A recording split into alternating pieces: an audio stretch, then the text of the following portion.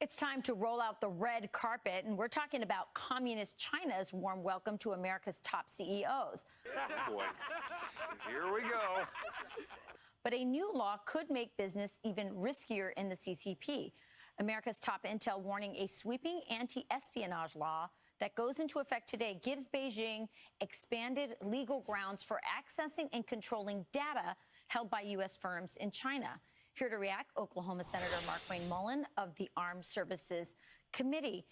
Senator, great to have you on. Why are these companies waking up to this threat of China?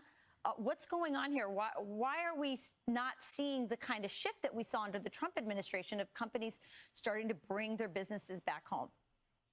Well, underneath the Trump administration, he put out warnings that this was going to happen. And during the Trump administration and the Obama administration, China was really aggressively going after U.S. companies to bring manufacturing over. And so they were real relaxed. But one thing they did require is that the CCP, the Communist or the Chinese Communist Party, would own part of the businesses doing business there, but they'd also have access to the data. What this new law that goes in effect today, it specifically goes after the company plus the individuals, meaning the CEOs and all the employees, and expands coverage to anything that they would deem secret or intelligence to any documents, data, material, or items related to national security.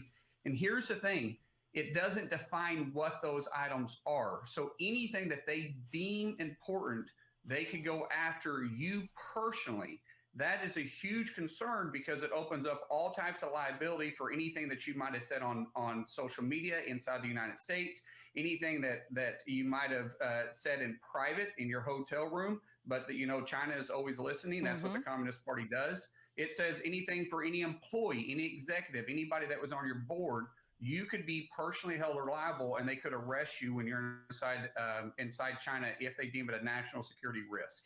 You know what I see at the heart of this, Senator, is that globalism and this idea, and we've had polling all this week on the drop in patriotism among American citizens. I'm having a hard time understanding why these CEOs, if not because of the bottom line, but just because they must understand that China's aims are to take over America, that they have very nefarious goals here.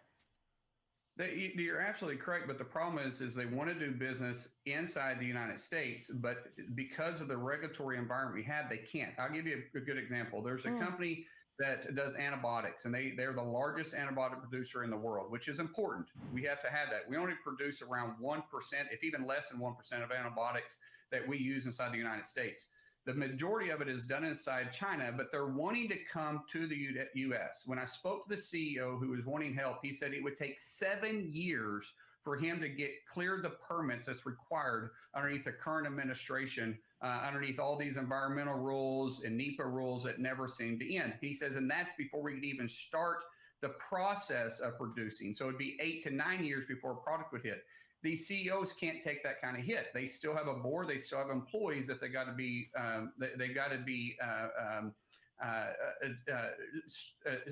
pay attention to as they're moving forward, because obviously they got to keep people employed. So the issue that we have is, what is the United States going to do about this? This is a great opportunity. As CEOs are personally scared, board members are personally scared. This is a great opportunity for the Biden administration, if they weren't so full of activists and actually be business friendly, to say, hey, look, we're going to open the doors. We're going to streamline all the permits and allow you to bring your business right back here to the United States.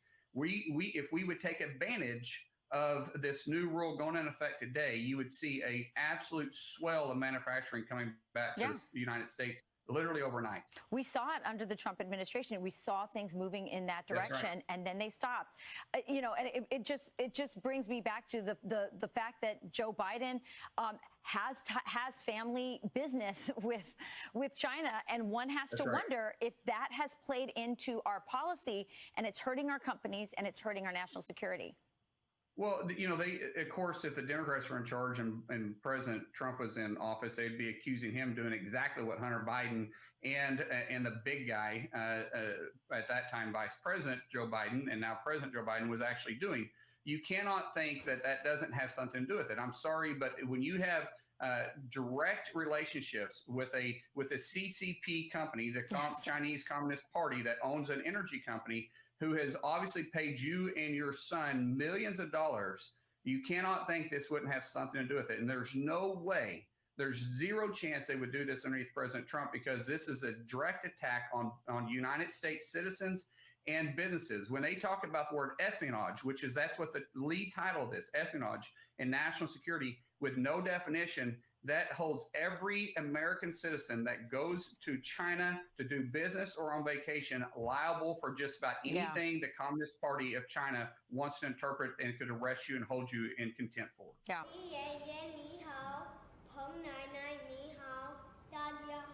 让我唱一个首歌吧。我们的天